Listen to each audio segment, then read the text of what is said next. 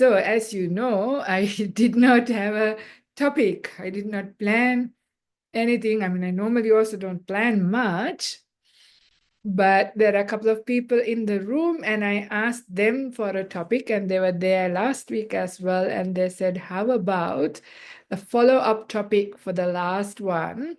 And the last Dhamma talk, I'm very sorry, we have been quite delayed in uploading some of the talks. There's a backlog of talks, but last talk, last Thursday, was about how reliable are our judgments. And we spoke, how judgments and our opinions can lead us in the wrong direction, into conflicts, into misunderstandings, into, difficulty, even, arguments and fights, and even wars.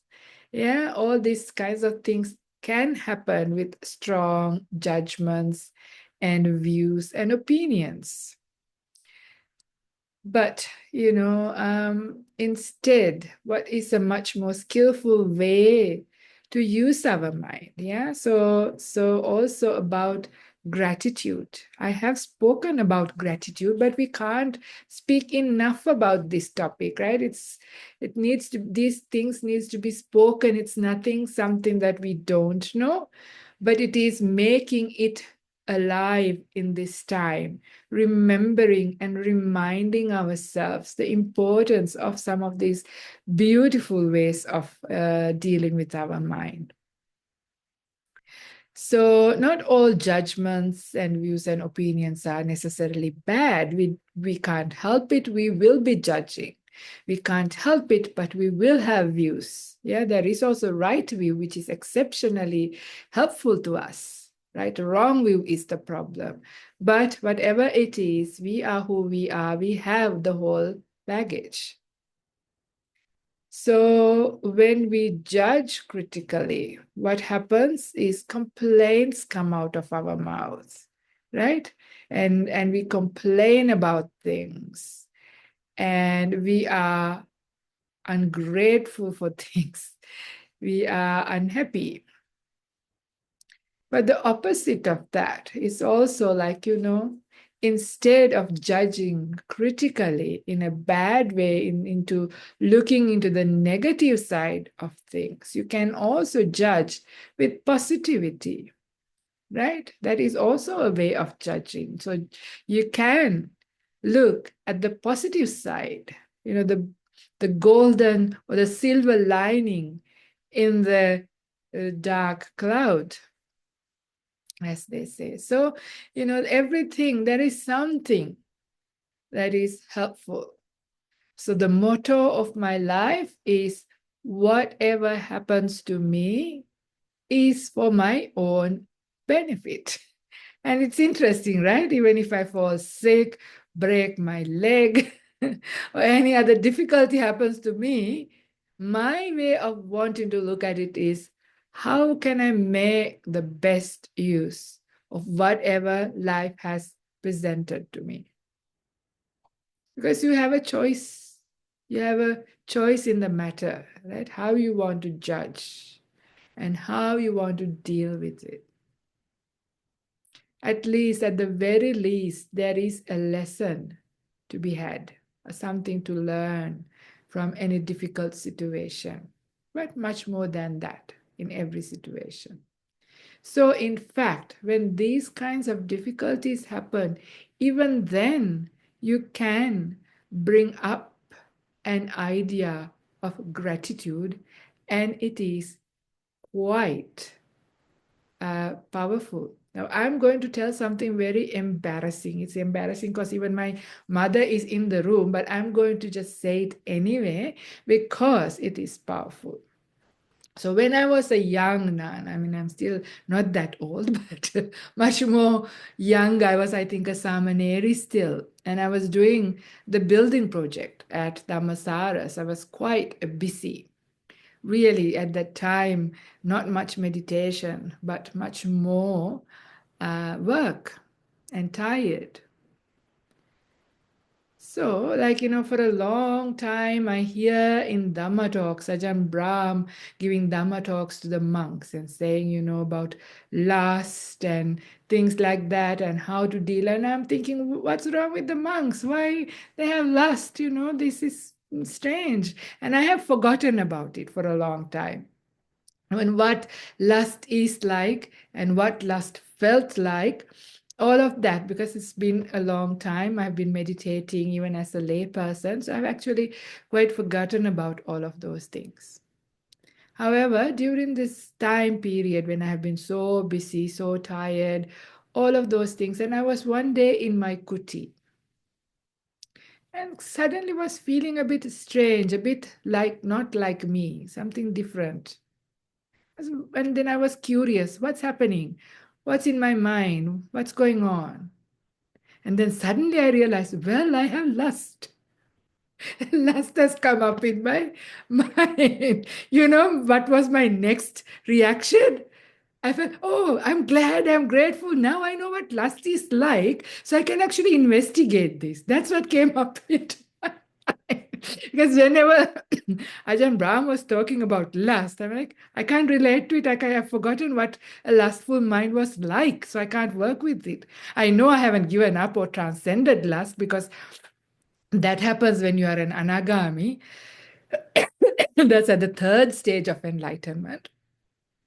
But certainly, so it's there dormant or not coming up, but that doesn't mean I have, transcended that. But then I can't work with something that I can't remember. So I actually had gratitude. Wow, this defilement has come, so I can work with it. So you know what happens? The moment the gratitude came up, the lust was gone because two mind states can't stay. So I brought this up to show the power of gratitude. Yeah, so that was not a really terrible thing. Okay, a little bit of lust comes up, that happens. You have a body, you have a mind, and also if you haven't been meditating long enough, if you've been busy, this is just a natural thing, nothing to feel really bad about. Even as a monastic, it's not a really terrible thing. It's acting upon on your lust and breaking precepts. That's another story. But if lust came up, same as anger coming up, same as sadness coming up, it's just another emotion. However, the beautiful thing is that whenever even something like that comes up, when gratitude came, because I was so grateful, thinking that I'm going to learn about it, the lust was gone. So it taught me also another very powerful lesson, and that is, the power of gratitude when you have that different way of looking at things. So even whatever challenging thing comes in your way, instead of getting drowned by it, getting upset with it, getting really, worrying about it or whatever, instead you become grateful. Yes, I have some good things to do my practice, good for the practice kind of material. Yeah. How can I test my strength of my practice? Or how can I make this situation to grow? Yeah. So another time when I was going through some very difficult period with difficult situations, I was having a chat with Ajahn Brahm, who's my teacher. So then he said, it's actually really good. This is what is going to make you a real elder. You're going to really learn a lot about life because of these experiences. So he said that. I was for a moment taken back, even though my motto was like that. I did not expect Ajahn Brahm to say like that. But then I thought, yes, whatever is happening, it's here now, right? It is here, and it is causally arisen, also based on some of the old actions, karma. Yeah, the results are now here, but I do have a choice. I do have a choice. How am I going to receive it, and how am I going to respond? Not react, but respond with mindfulness. So then, you make the best use, and you can have that initial idea of gratitude to even the most terrible, difficult mind states that come up in your mind. If you have the right kind of attitude, you can work with anything and you can learn from anything and you can grow. So, in fact, we know that the beautiful people come out as a result of hardship sometimes that they have had to go through. They have a lot more empathy for other people because they understand, they've been there, they've gone through certain situations, even though they were difficult at the time. And that is what makes them a really beautiful person sometimes because they understand life much more deeply. Yeah, they can relate to things, and they can, if they use the mind in the right way, then you can really grow in insights. Yeah, small insights can come up even while going through difficulties in life. So instead of judging yourself, judging others, saying this, I'm going through a hard time, why this is happening to me, why they're doing like this, why not? Instead, take another stance and see how can I work with it? What can I learn and what can I grow? I'm repeating this a few times because sometimes repetition of hearing it is important because this is usually a little bit counter to how we normally react to things, especially when they are difficult. So the idea of gratitude, this is like a very exceptional case of having gratitude, not the very normal way, but you can even on a situation like that bring up a sense of gratitude. So then so much more for all the other things that are going well in your life, right? So you have a choice again in your life to focus and look and judge into things that are going well in your life. We rarely do this, right? Most of the time, our natural, general nature is to see things that are going bad, going wrong in your life, and worry and get into negative mind states. Again, intentionally bringing up gratitude in your mind to the things that are going well, to the beautiful gifts that you have received in your life, not necessarily just gifts as presents, but many other things, even having a beautiful day, having fresh air to breathe, having clean water to drink, having some food to eat, yeah, having a warm place to sleep in, having some comfortable clothes to wear, having some shoes, because there are millions of people who do not have this, who do not have clean water, clean air, comfortable clothes, anything to eat, a warm house. Yeah, there are millions of people. As we speak, they don't have it, and we have it. And they seem so ordinary, so general, so normal, we never look at it. But if we are smart, it is so important to be creative. And generosity is something that we have to actively cultivate. Yeah, we have to actively cultivate this. It doesn't, after a while it becomes natural, but we have to, actively think about things in a way that you have appreciation. You feel thankful. You feel that gratitude, gratefulness. Why is this so important? Yeah, why is this so important? Now, I had a very big shock. I've spoken about this before, and I don't mind repeating it again here. And this is something that I read in the suttas. It was a small sutta, but it has come up in a couple of places. And there, the Buddha talks about and gives a definition for what person he calls as a good person. Right? It's not that common for him to sort of define who is a good person. He talks about good things to do, good actions and recommendations, but saying who is a good person. And he also defines who is a bad person.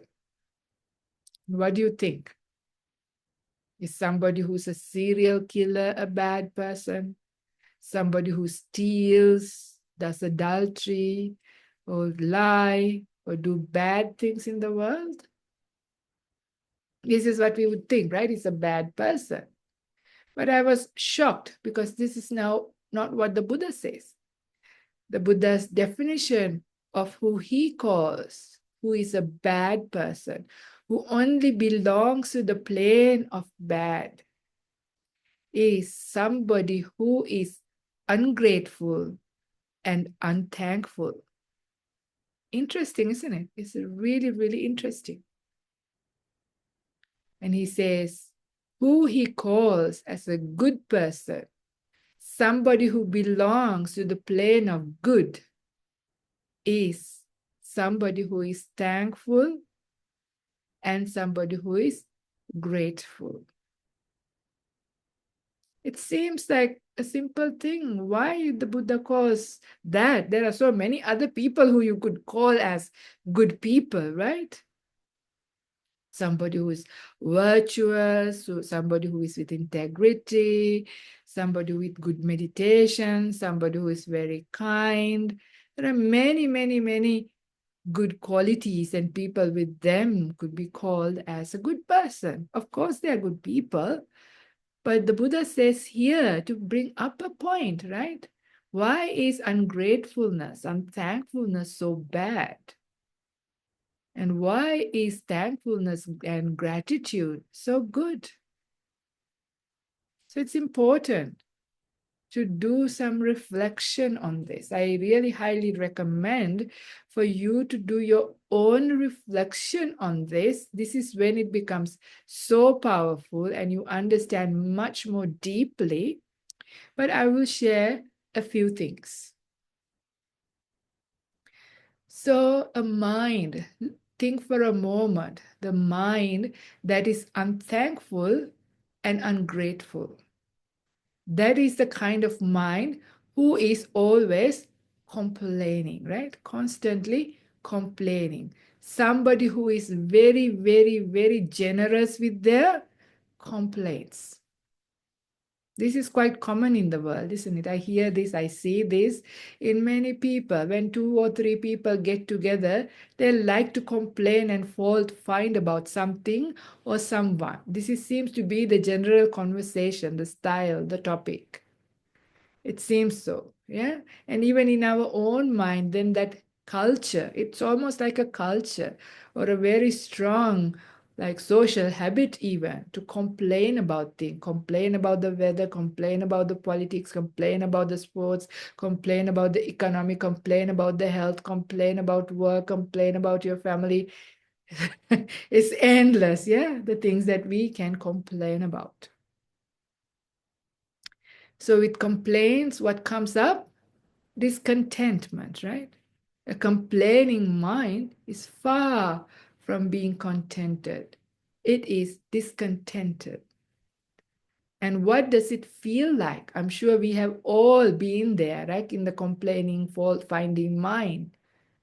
Recollect for a moment, how did that feel when we are complaining? It's a very yucky state of mind. Yeah, it's a really unpleasant state of mind. And it is, in fact, this really bad habit of complaining non-stop, so to speak, or fault finding and being ungrateful and unthankful about things and saying, why this is happening? Why can't it be better? This should be not like this, but it should be like that. That kind of mind state is what makes you so tired. It takes away so much mental energy. And this is what makes people so exhausted. People come, even young and fit and healthy looking young people come and say to me, they're exhausted. And I ask them, what have you been doing? I've been, working in a farm, doing really hard physical work. What kind of things have you been doing to be so exhausted? And they don't know what to answer. And the thing is, it is that fault finding, overthinking mind, but overthinking in a negative way. Yeah. Then it's usually leading in the direction of being unthankful and ungrateful kind of direction. And that's what makes people extremely tired. No mental energy and no physical energy as well. Leads into a lot of sickness in the body, sickness in the mind. And this is why it's COVID isn't the real pandemic. It is all the different mental health conditions that have come out, that they are the real pandemics, very, very powerful pandemics. Yeah, even depression, anxiety, worry, stress, all of these things come out from a mind that has low energy, a mind that is exhausted. So this is the root cause of lots of problems. And then you can see such a mind, how far away it is from meditation. However, when these things are happening, when people are suffering after a while, and they come and tell me the problem is I have stress, I have anxiety, I have, things are going bad, difficult for me, I have bad health. But, where does it come from? Come from starting from some very simple things that we never think about. It's how do you conduct your mind in day-to-day life? Are you somebody who brings up thankfulness, gratitude, and see the brighter side of life, what is working, what is good? Do you bring that up? Or are you somebody who is complaining? So um, are you generous with your compliments, or are you generous with your complaints? So this is the starting point, right? And this is what then leads to all these other problems in life. So you can see the direct relationship, why this can lead to so much problems, why the Buddha pulled this one out to show that once you have this ungratefulness, unthankfulness, complaining, fault-finding, negative mind, then that is the mind that can come up with all kinds of problems. Then it is very hard to keep your sila, your virtue. Being good becomes difficult. Yeah, and the mind is yucky when you are mentally tired, physically tired, even if you want to, you know say the right thing, do the right thing. Instead, in spite of you, it feels like it happens that you snap back and do the wrong thing, say the wrong thing. It happens, and this is why. So complaining mind, don't just ignore it. Yeah, it's a really important thing. So instead, actively cultivate the opposite of it, because it has far-reaching beneficial consequences. So this is a training. You have to actively, mindfully engage, and you need a bit of creativity. Yeah. So think, and every morning as you wake up, every night when you go to bed, recollect and see, the many beautiful gifts that happened, the things that you received, things that has been helpful to you, things that are going right in your life, and bring up that feeling of gratitude, thankfulness to these things, and allow it to grow.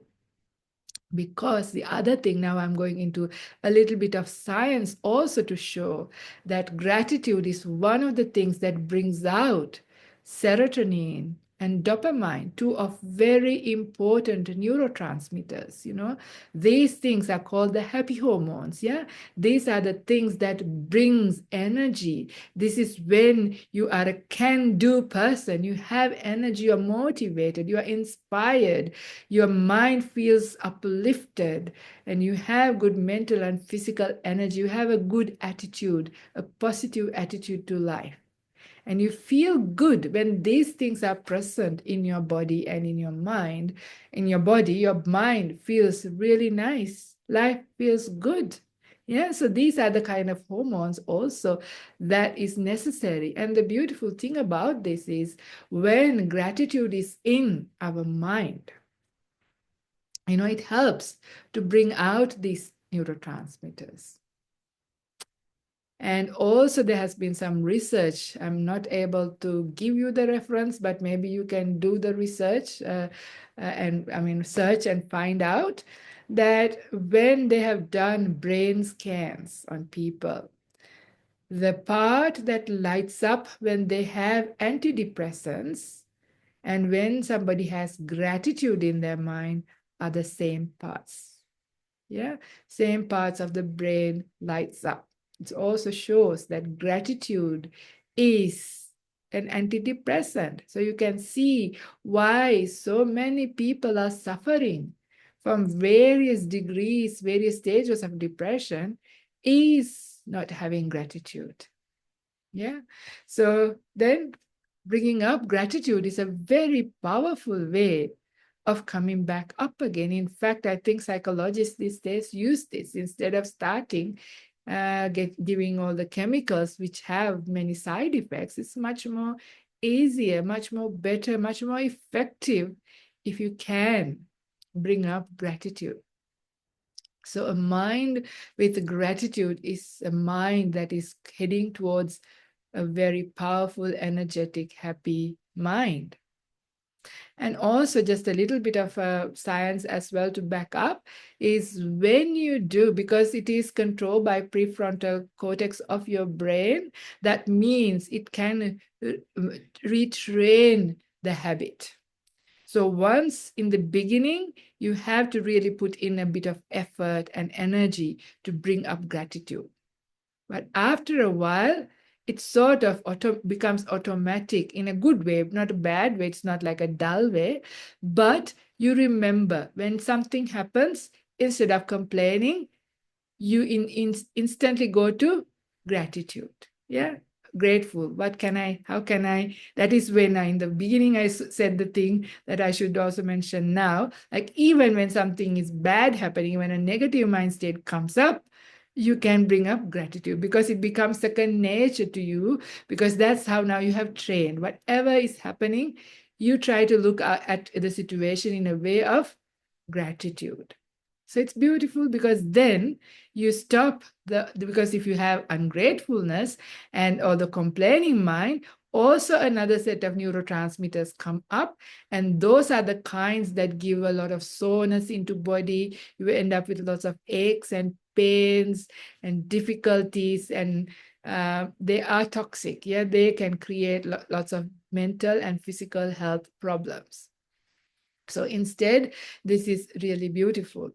So, but what is also really beautiful about gratitude is then that is the kind of mind that is ready for meditation. Now, this is the most beautiful part. So, instead of complaining, when you are able to see the positive side of things and what is working, and when you have mind with gratitude, that mind is a mind that is uplifted, and it is called a mind that is glad. In Pali, it is called pamoja. So that is the starting point of meditation. So a mind that has gratitude is also not having regrets or remorse, right? So a mind that has gratitude is a mind that has that starting energy for meditation. Because like I said in the beginning or during the guided meditation, that meditation or the stillness is the present that you receive in the present moment as a result of how you have dealt with your mind before the sit.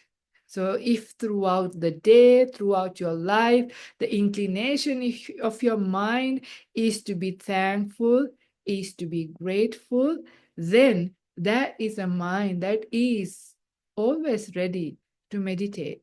Yeah, because it is a mind that has pamoja. And the Buddha says you do not have to exert will to go to the next stage of meditation. So the next stage of meditation is called piti or rapture. So rapture, you don't have to say in the Nachetana Karaniya Sutta if you want to look up. This is in Numerical Discourses, book number 10, Sutta number 3, I believe. The Buddha says you do not have to exert will, right? And say, may I have piti. You don't have to do that. When you have gladness, when you have also gratitude in your mind, your present moment is very pleasant. You feel happy to be here. Why we often run away into past and future during meditation is because the present moment, the present mind state is a bit yucky or a bit unpleasant because we have not been conducting it and directing it in the right way. But if we have been doing the right way now, then it is in a good state, and present moment is pleasant, so it is easy to be here. It's easy to stay with the breath. It's very pleasant. It's delightful. The delight comes up very easily. So with that, as you stay in the present, the mind starts to relax. The thoughts processes slow down, and the energy of the mind builds up. And it is this energy of the mind is what is felt as piti or rapture. It's a very natural process, not something that you have to exert will and do. It happens precisely because you give up that will and you just stay here in a pleasant state, which is easy to be. So you can keep very gently your attention with the breath. And as you become still, the mindfulness increases and you feel rapture. And once you have rapture, then the body disappears because the mind is far more attractive. So your full attention goes into the mind, and with that, your connection to the body fades away, and this is felt as kaya passaddhi or tranquility, the next stage. Also happens without exertion of any will as a natural consequence of starting from the right place. And as you experience tranquility in the body, then the mind experience sukha. English word is happiness, but it is a much more profound form of happiness, where your meditation object becomes very like happening outside of you, effortlessly, so beautifully. There is delight, there is energy, brightness, everything, and it is so easy. You don't want to get up from your seat. It is incredibly pleasant and nice. So as you stay, you can't help but stay. Then the mind enters deep meditation. Sukhino chittang samadhiyati. So now you can see the direct relationship of gratitude to bring into deep meditation. And if you want to look up, now I can't tell you the reference, that's the only bad thing. You will have to look this up. If you actually search for gratitude, you may find this sutta. And in one of the suttas, the Buddha says, one thing that stops you from entering first jhana, second jhana, third jhana, fourth jhana, and all of the attainments is ungratefulness. So ungratefulness and unthankfulness actually blocks you from deep meditation. So you can see why, because when you sit to meditate, you can't even get started if your mind has ungratefulness and unthankfulness. So that is also why Buddha pulled it out and showed it as a really important quality, the power of gratitude, because it not only gives you good quality of life here and now, good quality of health, body and mind, and all these other things go well in your general life, but also it's a direct, powerful support for your meditation, all the way to deep meditation and to attainments. So cultivation of gratitude goes a long, long way, taking care of you at each step, more powerfully every step. So this is really important. right? And really important. If you have to judge, if you have to have opinions about things, turn it around in a way that it is directed in the positive way where you can bring up gratitude and make it a good practice in your life. You can even keep a gratitude journal, and being creative about it is important. Because sometimes when you do the same thing again and again, the mind might feel a little bit bored. But there's so many endless things, endless people who might do the same thing. So at least the person change, the action slightly changes. So therefore, just remember the power of gratitude in your life. And also, since it is tomorrow Valentine's Day, and it is sometimes a bit of a critical day, maybe not for the people in this audience, but there may be some others who might listen to this talk, and this can be a good or a bad day for people, depending on your expectations. But at least in your heart, remember to have gratitude towards your loved ones. That's the best kind of gift that you can give, and the best kind of gift you can receive. Yeah, it's really nice. So already start having gratitude. So whatever happens tomorrow, you will be okay, whether they remember you or whether they don't remember you. They fulfill your expectations or they don't. But always remember, if that is somebody that you love and somebody who loves you, they have certainly done many good things to you, and you have done many good things to them as well. So instead of remembering one or two bad things or things that they didn't do or forget to do, remember the good things, the things that you have received from them as gifts or as advice, as a service, as any form of help, whatever form.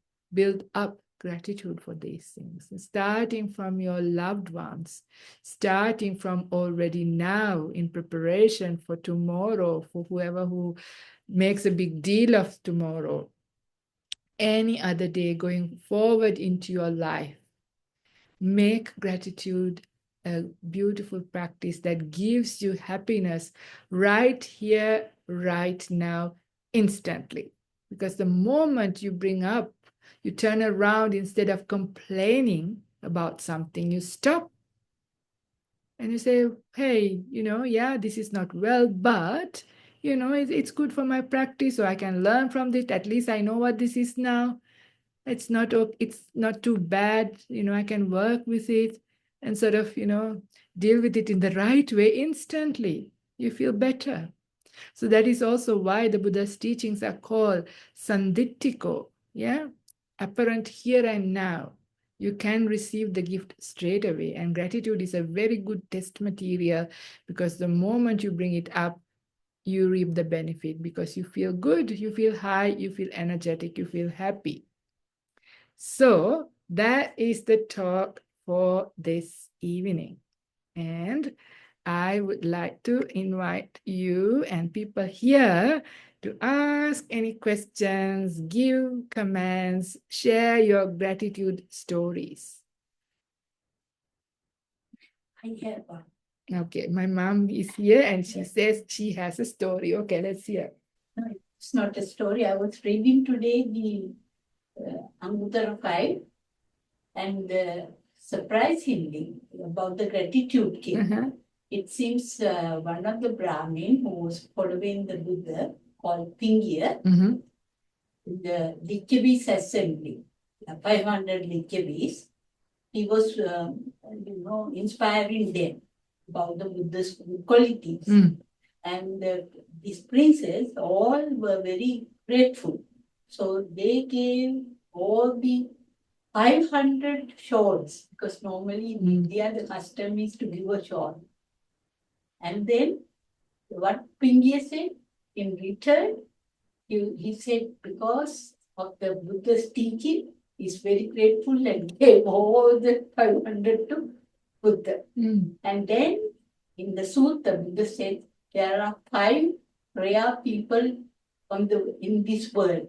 And he put the Tathagata as well as the grateful person in the same platform. Wow, that's very powerful. Tathagata, one who can teach the Dhamma person, and one who can learn the Dhamma, and one who practice the Dhamma, and the grateful person. Right, very powerful, yes. Person. Did people hear that? Could you hear?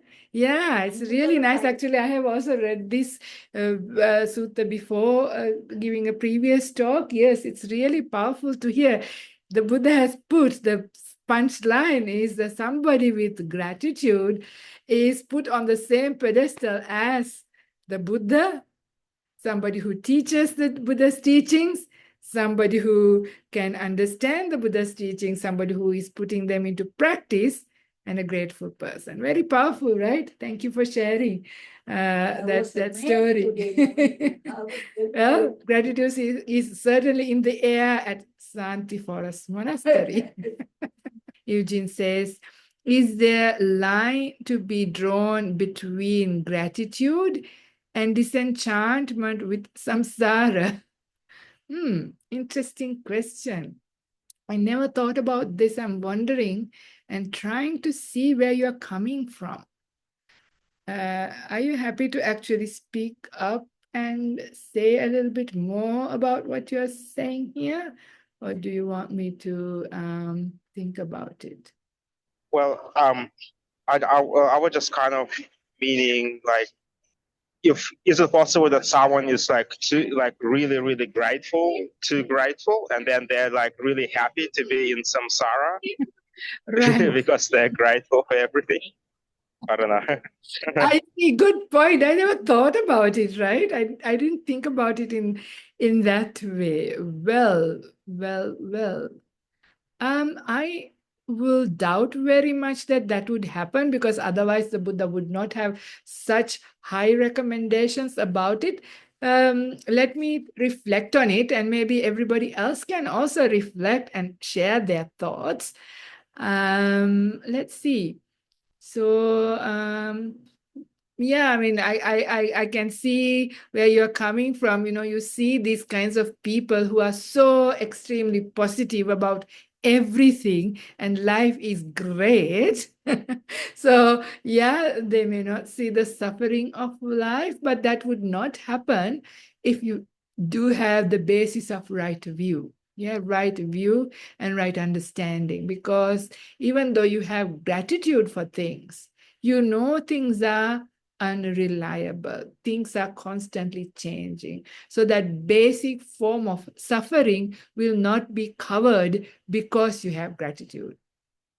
Right? I believe that pain and suffering will be felt even though you may have an attitude of gratitude, but at the same time, wisdom can come also, and disenchantment can come also, especially because gratitude helps meditation, and after meditation, insights are powerful. So, of course, it's only you have gratitude and not put in the whole Noble Eightfold Path. Maybe there is a danger for such a person, but for somebody who is actually putting in the Noble Eightfold Path, having right view and doing all of that and the meditation, then I think there may be no danger. I mean, I think it should not be, otherwise the Buddha would not praise and put the gratitude on such a high pedestal, because disenchantment is very important. Yeah. So therefore, I think there is not. But this question is good, because it's nice to think like this and come up with ideas and reflect. And it is when you do this that little insights come up. So I will reflect on this more deeply, and you may hear about it in a future Dhamma talk if I do have anything more coming up. But and I invite you all to also reflect on this. In the meantime, there are more other things coming up. So that's all I would say for this for now, Eugene. And then let's see. And Simran says, thank you, Ayya. This talk was extremely relevant as I have had a tough day and my mind has been completely refocused towards gratitude. Great. I am so very happy. At least one person benefited straight away. I would say that we have been lucky to be born in the human realm, in many realms of samsara, so we can be grateful for all the things. Oh, all the things in this karmic situation in which we have the opportunity to access the Dharma and follow a path towards cessation of suffering. Yes, very true. Thank you for sharing that. I have something more to say. Let me very quickly see whether there is anything else. And then Shireen says, being grateful for everything and seeing the positive in any situation are definitely better than the opposite. Yes, I should share that my um, outlook in life changed for the better after my mindset changed in 2022. Great. That's true. Yeah. Michael says, is there a subtle difference implied between gratitude and being thankful? Hmm. Between gratitude and being thankful.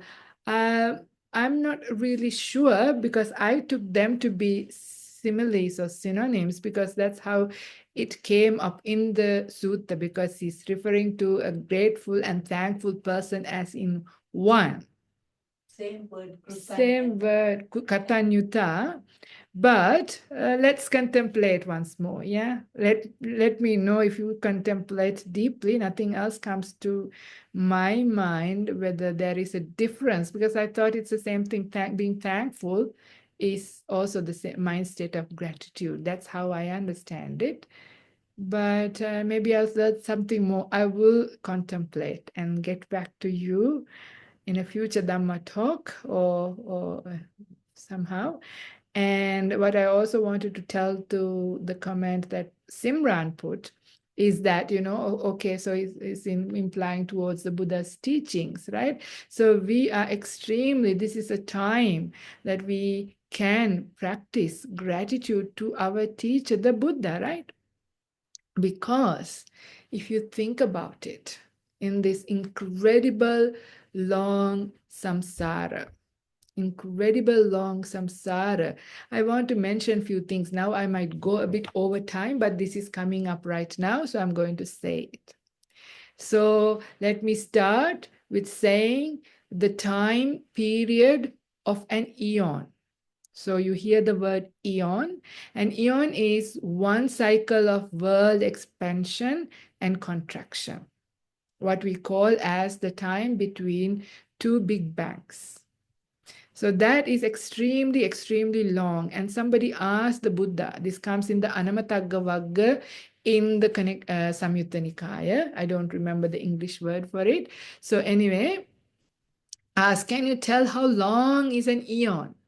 And the Buddha says it is really difficult to say with numbers how long is an eon, but I can give a simile. So this is how long an eon is if you want to have an understanding. One eon, right? So one eon is said like if there is a city that is surrounded by a wall, because this is kind of a wall, a citadel kind of thing, but this city is 16 kilometers long, that is one yojana, and 16 kilometers wide, and the walls are pretty high, maybe also one yojana, 16 kilometers high or something very high.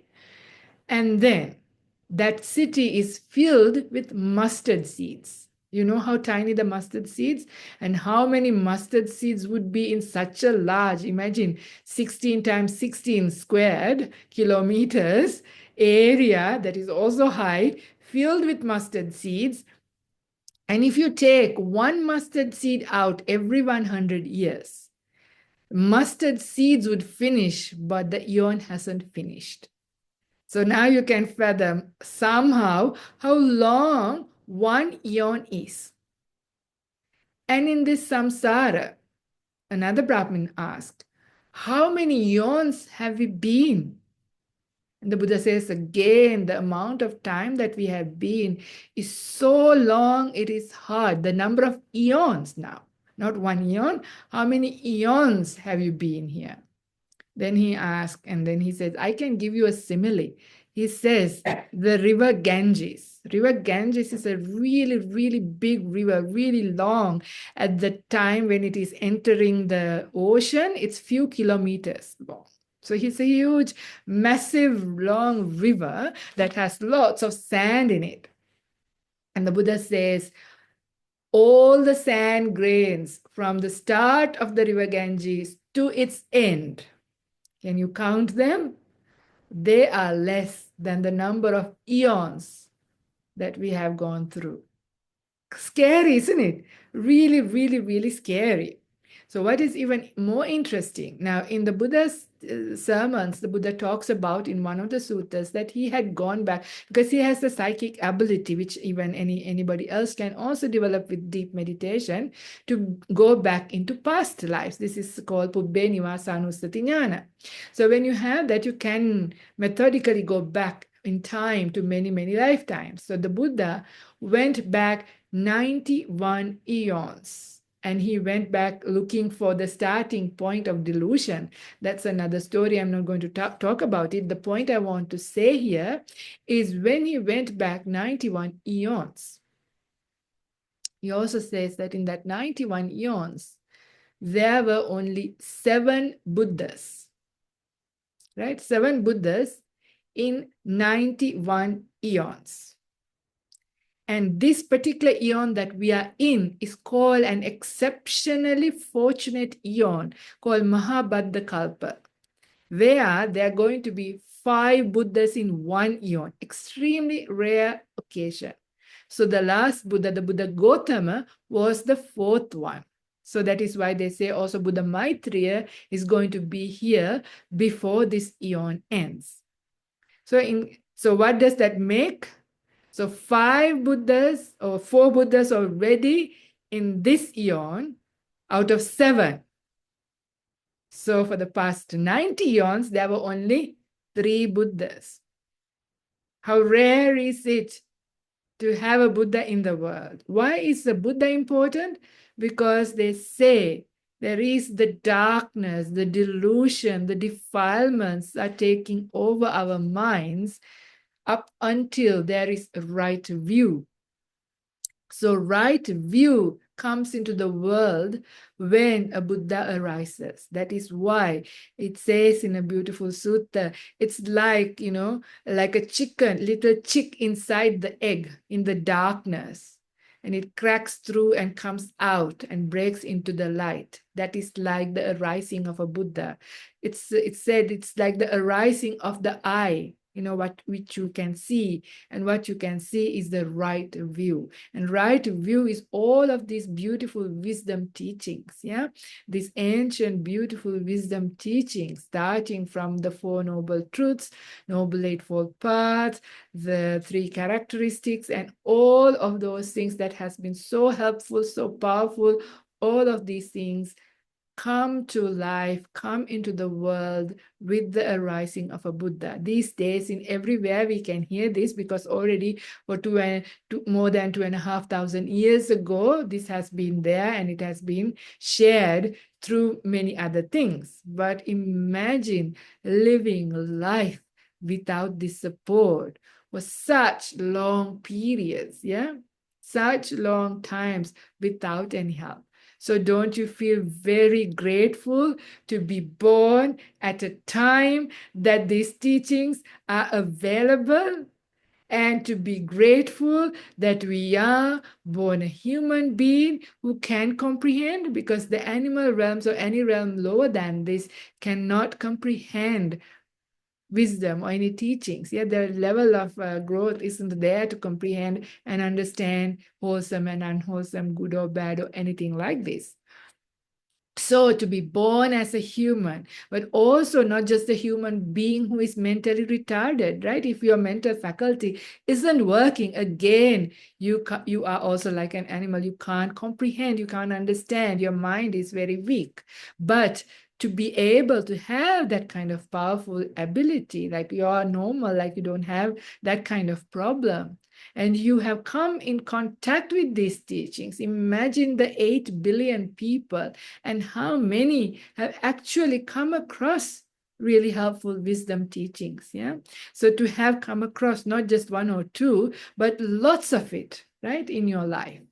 And when you hear it, that it actually makes sense. Because for some people, when you hear these things, it does not make sense. They turn the other way around. So again, you lose. That is because they have strong wrong view. So to not have strong wrong view, which is why we are lending our ear and listening, applying these teachings and benefiting from this. So very powerful. So when you think like this, yeah, when you think how grateful to be born at a time when these teachings are there, it's incredible, beautiful feeling, just to nurture that.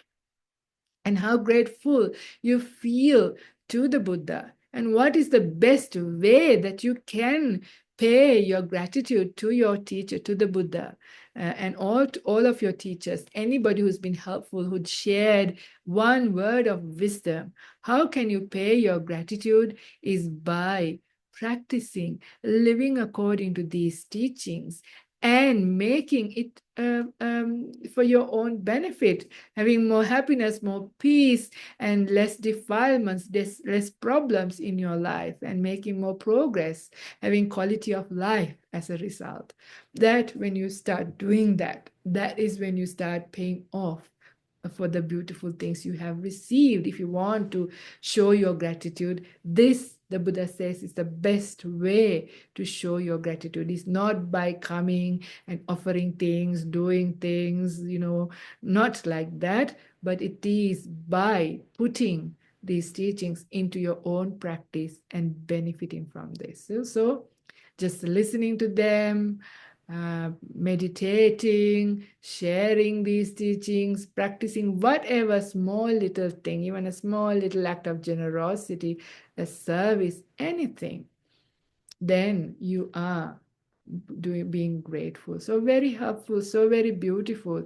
And also having great gratitude for the many opportunities we have. Like right now, I have a lot of gratitude for the many opportunities I've had as a layperson as well as a nun to receive beautiful teachings, but also to be able to serve. I am so very grateful to be here in New South Wales, where bringing nuns, fully ordained nuns, bhikkhunis, into this side of the Australian continent, and also giving opportunities for others to live this beautiful life, keeping beautiful Santi Monastery going so that others can benefit. It's an incredible place. For those of you who have been here, it's a really amazing place to practice, So even that much, yeah, just being here, doing whatever little thing, having that opportunity, I feel very grateful. So in the same way, you all have done many things in your life. So remember, having those opportunities to do things is also a way of bringing up gratitude. So it's just spot on time, 8:30. I managed to finish before going over time. But I'm glad I managed to say that bit, because that was in my mind, because I was reading some of these suttas from Anamataggavagga. And it is important to reflect in this way so that you don't become heedless, that you don't waste your life, because life is so precious and we don't know how much of it we have. Because we know one thing that is for sure when we are born is our death. But what we don't know is when that is going to happen. It could happen soon, sooner than we would like. So no time to lose. And we don't know by the time we have the next birth whether we will get in touch with the Dhamma, right? Whether Dhamma will be there in the world. We do not know that. So there is no time to be wasted. So you have to arrange your priorities in life. Not when you get this out of the way and get that out of the way, so then I will practice. Well, that may not happen. So no time to lose. All right. And Aisha says, we are so blessed to be in this present eon, having so many Buddhas. Okay, yes. But don't wait for the future one. Make use of the teachings you already have right here, right now. Yes, we must be grateful that we are born as a human with a mind we can cultivate and know how to differentiate between wholesome and unwholesome, yes, actions, thoughts, and to avoid the latter. Yes, Nidu says, very grateful. Michael says, I'm grateful for living at a time of disruption around the world. Good on you, Michael. Okay, all right, that's it.